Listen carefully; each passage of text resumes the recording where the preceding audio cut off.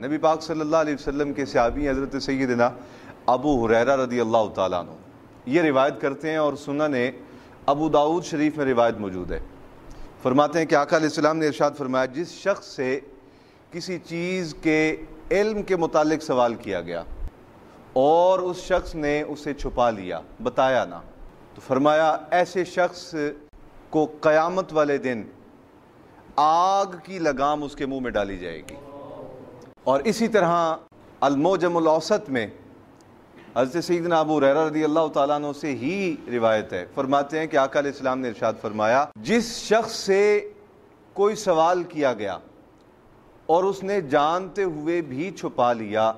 فرمایا اس شخص کی مثال اس شخص کی طرح ہے جس نے خزانہ حاصل کر لیا لیکن اسے بانٹا نہیں۔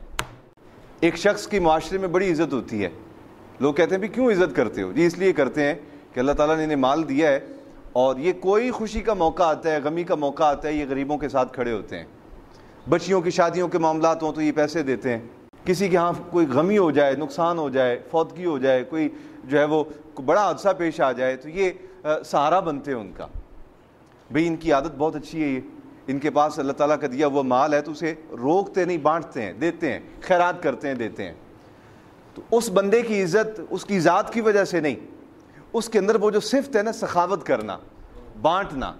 اس صفت نے اس بندے کو قابل تعریف بنا دیا ہے۔ معاشرے میں جو بندہ بات کرتا ہے وہ کہتا ہے حاج صاحب فلاں حاج صاحب ماشاءاللہ بہت اچھے ہیں جی، میں فلاں مشکل میں پھنسا تھا، فلاں کام میرا اڑ گیا تھا، میں ان کے پاس گیا، انہوں نے میرا کام کروا دیا، میری معاونت کر دی، مجھے سہارا دے دیا۔ کئی سارے ایسے لوگ ہیں، ہمارے ہاں ایک صاحب ثروت آدمی تھے، فوت ہوئے، تو میں نے دیکھا کہ ان کے جنازے پہ ان کے رشتہ داروں سے زیادہ غریب لوگ دھاڑے مار مار کے رو رہے ہیں۔ میں نے جب جنازہ پڑھایا تو میں نے، چونکہ میرا ذاتی ان سے تعلق تھا، تو میں نے ان کے بارے میں کچھ دو کلمات خیر کہے، تو بعد میں نے ایک سفید ریش بزرگ بابا، دھوتی پہنی ہوئی اس نے اور بڑا سادہ سا لباس، وہ میرے پاس آیا، آ کے کہنے لگا حضرت جی تسی جو کچھ بیان کیتا ہے نا انہاں دے بارے، یہ آٹے چ نمک دے برابر بھی نہیں، حالانکہ تسے بڑی سونی تقریر کیتی انہاں دی شان وچ، انہاں دے بارے اچھے کلمات کہے نے، لیکن یہ آٹے چ نمک دے برابر بھی نہیں۔ حقیقت یہ کہ اللہ نے مینوں 6 دھیاں دتیاں سن تے 6واں دی نکاح اور بارات اور شادی دے انتظام حاجی صاحب نے کیتا سی۔ اب وہ بزرگ بارش روئی جائیں دھاڑے مار مار کے جیسے ان کا کوئی اپنا والد فوت ہو گیا۔ آقا علیہ السلام نے فرمایا جس شخص سے سوال کیا جائے اور وہ اسے جانتا ہو پھر بھی نہ بتائے، تو فرمایا ایسے شخص کی مثال اس شخص کی طرح ہے جو خزانہ تو حاصل کر لے لیکن اسے خیرات کر کے، اسے بانٹ کے، اسے تقسیم کر کے اپنی عزت نہ بنا سکے۔ تو جو شخص علم حاصل کرتا ہے پھر اسے چھپا لیتا ہے تو گویا وہ کسی صورت بھی اللہ کے انعام کا حقدار ہے۔ اللہ کے انعام کا حقدار وہ ہوگا جو اللہ کے عطا کردہ علم ہو، اس کے پاس مرتبہ ہو، مال ہو، وہ اللہ کی راہ میں خیرات کرے۔ جو خیرات کرے گا وہ اللہ کی بارگاہ کے قریب ہو جائے گا۔ اسی لیے حضور نے ایک اور مقام پہ ارشاد فرمایا سخی قریب من اللہ،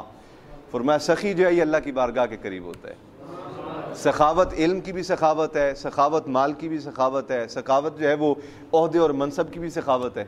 تو سخی جو ہے نا، سخی حضور نے ایک مثال بیان کر دی، فرمایا جس نے علم کو چھپایا گویا وہ ایسے ہے کنجوس ہے، جیسے اس کی مثال کنجوس کی طرح ہے۔ اور پہلی جو روایت میں نے آپ کے سامنے بیان کی اس میں حضور نے ارشاد فرمایا کہ ایسا شخص قیامت والے دن اس کے منہ میں آگ کی لگام ڈالی جائے گی، جس سے کسی چیز کے علم کے متعلق سوال کیا گیا اس نے چھپا لیا، بتایا نہ اسے۔